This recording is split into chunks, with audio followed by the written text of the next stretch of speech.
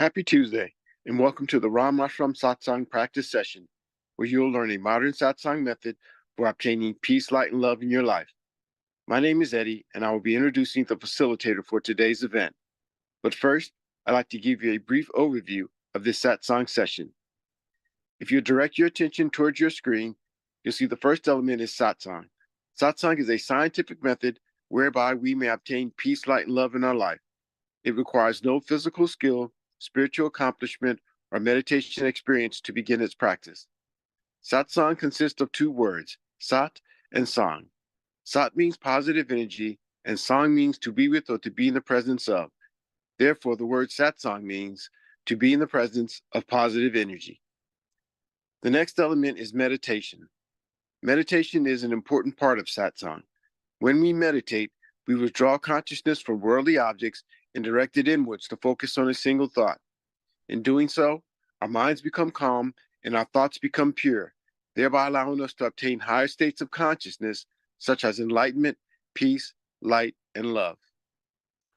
Inner orientation. There are two types of satsang, inner satsang and outer satsang. An example of outer satsang would be chanting or attending pilgrimages. When we practice outer satsang, we have the potential to change our behavior, but only through the practice of inner satsang can we obtain higher states of consciousness, such as enlightenment, peace, light, and love. The satsang that you will learn today is an inner satsang where we meditate in silence. Group session. These practice sessions are structured for group participation. When we meditate as a group, our focus is improved and our personal progress along our spiritual path is expedited. By regularly attending these practice sessions, the benefits of group participation are amplified. Joy and inner happiness. All beings wish to experience joy. Joy is the eternal longing of the soul.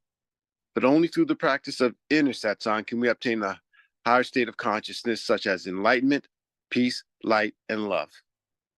Each time we practice satsang, our inner happiness gradually increases, ultimately culminating in a state of joy, which we experience 24 hours a day, 7 days a week. The agenda for today consists of 3 sessions: the informative session, the practice session, and the interactive session. During the informative session, a lecture will be given about a satsang topic, the founder, or some relevant spiritual topic. During the practice session, you'll receive instructions on how to meditate, followed by a period of practice. During the interactive session, you have the opportunity to ask questions, or there'll be a panel discussion. And now, I'd like to introduce the facilitator for today's event. He has over 40 years of satsang experience. He's the grandson of Guru Maharaj, the founder of Ram Ashram Satsang. He was born into a satsang family where he experienced his family members obtain states of enlightenment and lead lives of peace, light, and love. At an early age, he began traveling with the mission throughout India, facilitating satsangs. And during that time, he witnessed the positive effects that satsang could have on mankind. And upon arriving to the United States, both he and his wife continued to facilitate satsangs for local satsangees. He has led teams of satsang members in translating important satsang literature into English and has worked tirelessly to make satsang more accessible to Western and English-speaking audiences. He currently travels throughout the United States, India, and England, facilitating satsangs while maintaining his duties as a husband, a father, and an IT executive. Today, he will teach us a rare and ancient form of satsang as taught by Guru Maharaj. Please join me in welcoming Mr. Sanjeev Kumarji.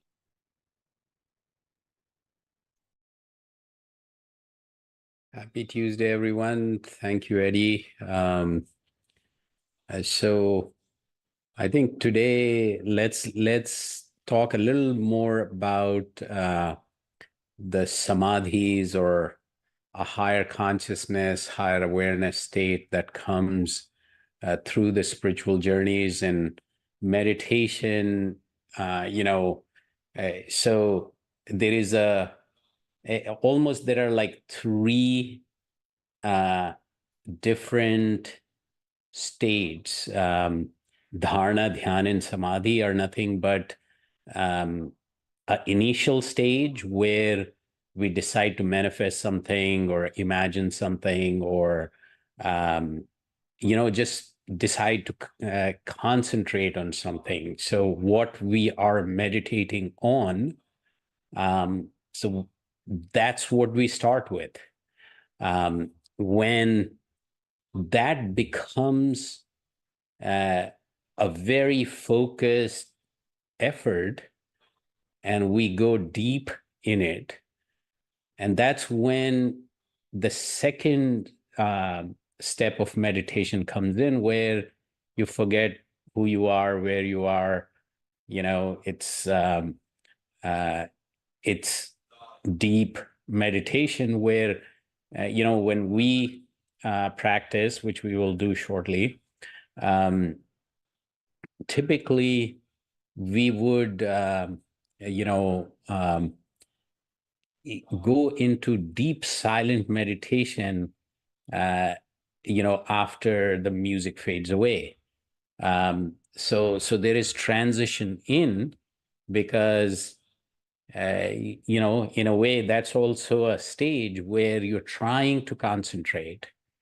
But then when you actually start meditation, you are manifesting, you are uh, focusing on your object of concentration, or what you are meditating on.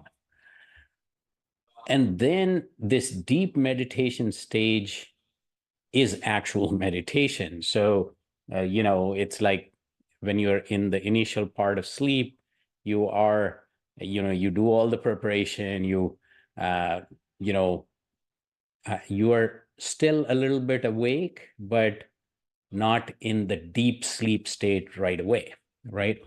And then there is this deep sleep. So this meditation, which in our practice is the deep silent meditation after we have had uh, the whole transition in through music, etc. But then there are these states which are beyond that point, in the sense that meditation then becomes um, a state of uh, higher consciousness, higher awareness. In yoga terms, is termed as samadhi. So Guru Maharaj, my grandfather, talks about samadhi as just a simple. So he gives an example that anybody and everybody can almost relate to, is like, uh, say, when you are reading a book, or when you are doing some yard work, or something that you're really fond of, and you go so deep in it that you forget if somebody is calling you. You won't even hear. There might be some music playing, you won't hear that. And that, he calls, like, so you are so engrossed in a book that somebody calls you, something is happening around you. For that moment, you are in the book, and that is, he says, is samadhi. Becoming, in another yogic terms, is like becoming one with that activity. It's that state. Now, interestingly, there are these 5 steps that we have talked about several times. So in the spiritual journey, it's, from a very materialistic existence to a very, higher consciousness, higher awareness, uh, being your second nature kind of existence, where, uh, you know, um, I refer it sometimes as state of peace, light, and love. But, you know, um, so as you grow, there are milestones, and these 5 realms are those milestones. So even in the second realm, you actually can, you know, achieve this, you know, state, which could be referred to as samadhi. But here, because it's not actually a higher consciousness state, it's called Jar Samadhi, or which is like it's not a awakened state. It is just you know some people, yogis in Indian context, would learn to blank their mind while they have not really spiritually awakened themselves. So there, that's possible. I actually met someone a long time back, and I could see because fortunately, I have seen these people in satsang who were at the top of the pyramid and would very normal people, but uh, very deep in peace. So, when you are with them, it's almost like um, very infectious. That peace is palpable. So, this person wasn't, in any of those states, but he said, like, I can blank my mind. It's like, huh? I actually have met lots and lots and lots of people who say, I can't meditate, I can't focus. I really, it's very hard to tackle the monkey mind. But, this person was like, yeah, I can blank my mind. Wow. So, so that exists too. But then the whole goal here is to, uh, you know, uh, go to this place of light, love, and peace where unconditional love, unconditional giving, and all that becomes second nature as well. Um, but then what is at the top from a samadhi perspective? Because one day I asked myself, like, I have seen within my family, and and a lot of people have written, talked about my grandfather who started this, public service in 1930, and you know, packaged this practice that we will shortly do, um, based on his own experience that took him to the top of the pyramid here.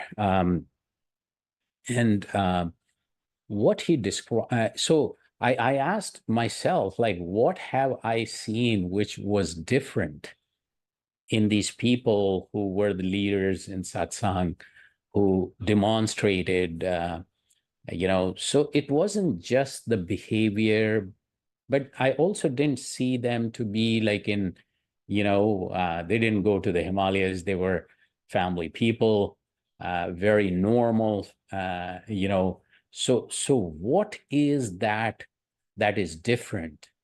And that, I think, after reading about it, researching and all that, what I found was Sahaj Samadhi. Sahaj is natural, and Samadhi. So natural state of higher consciousness, higher awareness, which can be achieved where you literally live at that higher state, um, you know, um, rather than at lower states, quote unquote.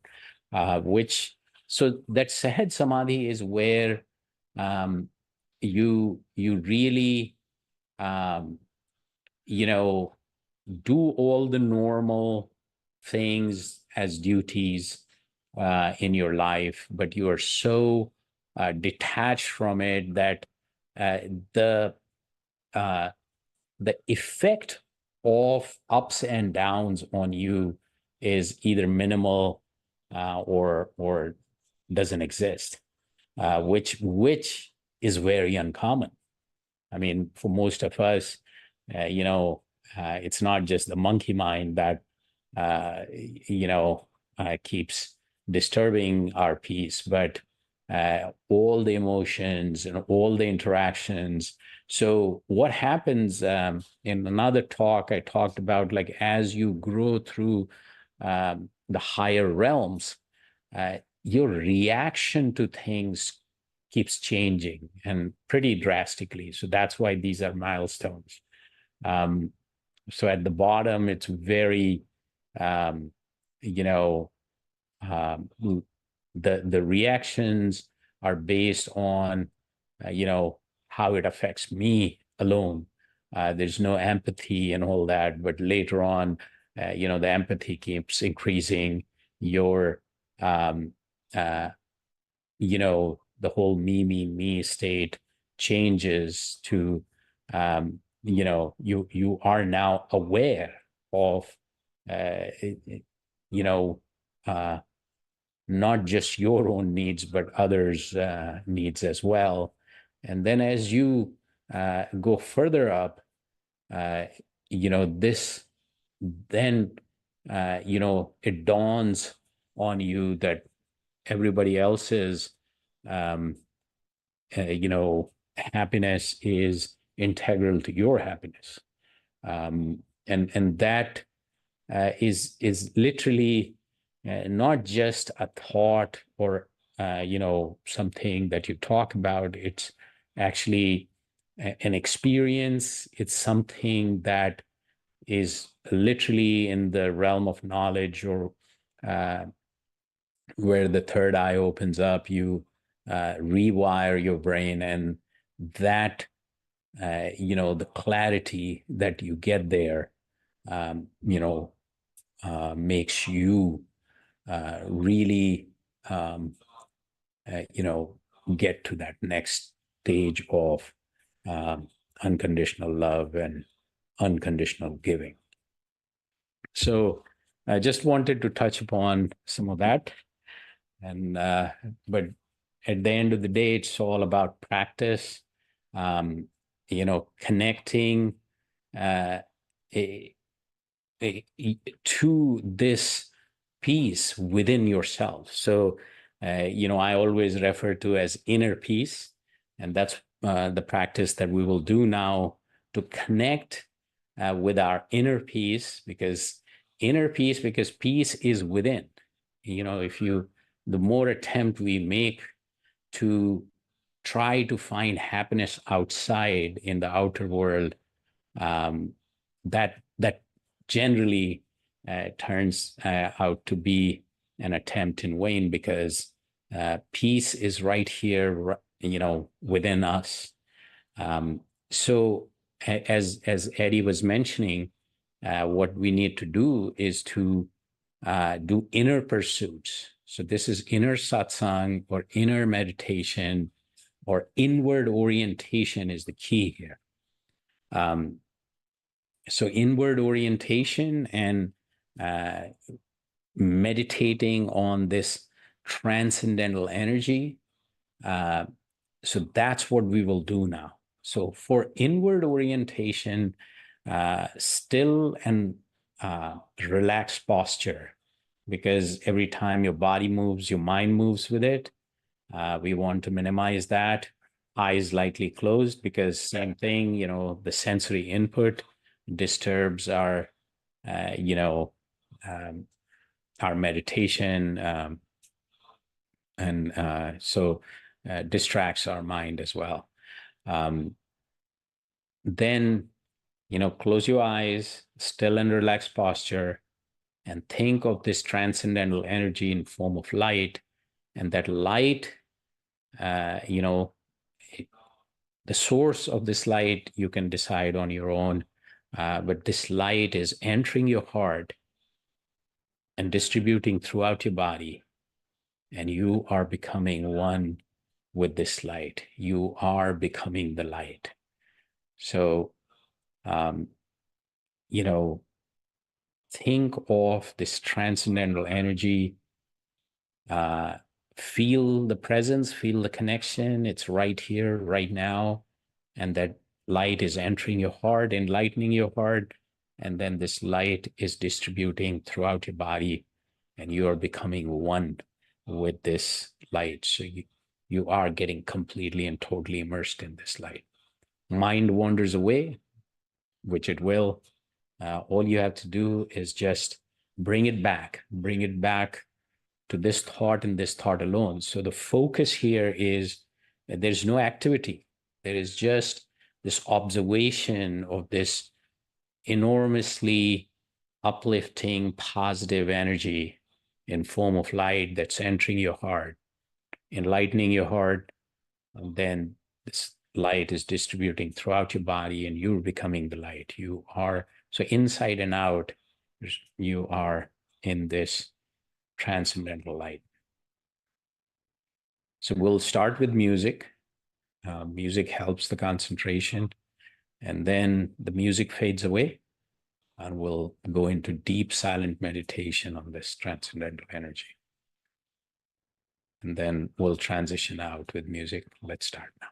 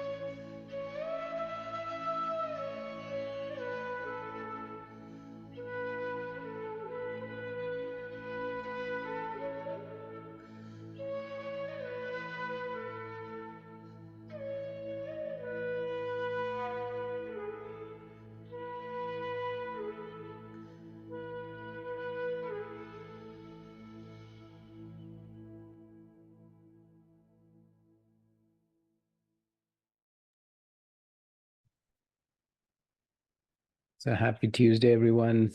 Um, so before we wrap up, any questions, comment, thoughts, anything you want to share, use, you can unmute yourself or put it in text.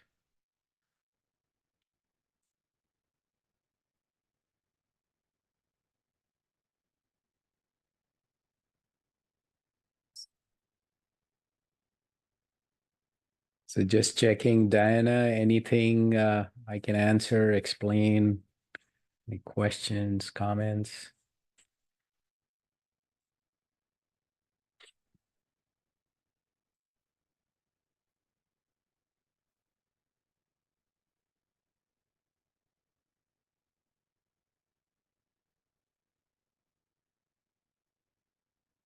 Not at the moment, no.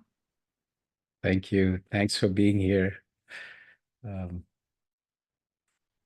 So Eddie, any wrap-up thoughts? Just to, I guess, sort of make mention of what you said earlier and what you said in the past about samadhi, and that is, as we practice satsang, uh, we will experience these different states, and we shouldn't get attached to any of them, expecting that those particular states will last for a period of time, or that we should experience joy in each and every one of those states, because they're basically transitional, um, Mhm. yeah, until we get to the ultimate natural state of samadhi. So, in the beginning, you may experience a lot of joy, and you may, you know, derive pleasure from that, and a lot of desire for that state, and that becomes an attachment. So, we talked about attachment. We know that's not a good thing for us.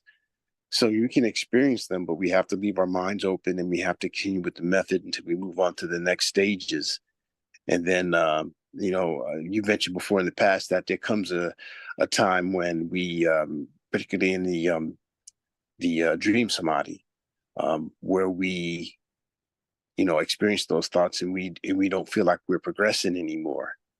And I forget the exact analogy you said that your father taught you, but it was something like, once you start cleaning the house, the dust rises, and that's a part of the process of cleaning the house. Eventually it'll go away, but that's what happens in that state. And so, it may feel like you're moving backwards, but in reality, you're really at that point making a lot of progress, because now you're doing the deep cleaning, basically, and getting rid of those old thoughts that rise up and cause you conflict and turmoil, which I guess are samskaras. So, I just wanted to make mention of that don't get attached to any particular state, and know that as you continue to practice, that you're going to experience these different states of samadhi, and some you'll find pleasure in, and some you may not find so pleasurable, but they ultimately get to the ultimate samadhi, natural samadhi, where you experience not only joy in that state, but also joy in this world as well. So Yeah, I think what you're saying is even, we start in the third realm in this practice. So uh, concentration and, manifestation, um, all that is the focus. And that gives us, mental capabilities which were dormant. Show up at the top of that realm. And as you're saying, there are like three key states. One is, we all, when we meditate, we feel refreshed, we feel good, feel uplifted. So all that would definitely happen. But then, as you said, like you close your eyes, sometimes it becomes a movie. Thoughts are almost controllable thoughts kind of appear during the meditation, which obviously is not what you expect. And um, my father used to talk about, like, this is for most of us, at some point in time, you would cross that bridge. So people think that, oh, meditation was difficult. Now it's like completely gone haywire. But then there is this third state where you close your eyes and it's very dark. It's very, unlike refreshing. You feel some, a peace and light and, upliftment and all that. And none of that shows up. So that's also a phase. So you have to cross through those bridges before, the mental resilience shows up and inner strength, through which then you go through the other realms. And those are even more, quote unquote, intense in terms of, once your emotions are in control in the third realm, the mental clarity, mental resilience, the inner strength that shows up makes your decision-making capability, your ability to discern, ability to not just differentiate between what is right and wrong, but the ability to stick to your path, and also figuring out your purpose in life, and all that starts happening. And then eventually the realm of love is where unconditional love and unconditional giving and all that shows up. So yeah, it's, but you're absolutely right. I mean, every time we like something, we get stuck in it, and leaving that state feels like we have lost something. So progress is to, lose that prior experience and gain another. All right. On that note, have a great week ahead. Be light, love, and peace be with you. And we'll, practice. These group sessions are definitively, the group energy helps a lot. So please, you're welcome to join anytime. Link remains the same. So Tuesday, 7 p.m. Eastern, and Saturday, 10 a.m. Eastern. Just, see you all there. Take care. Thank you. Thank you. Thank you. Thanks. Thank you. Thank you, Sanjeev. Okay, bhaiya. Bye everyone. Good night. Namaskar. Thank you. You.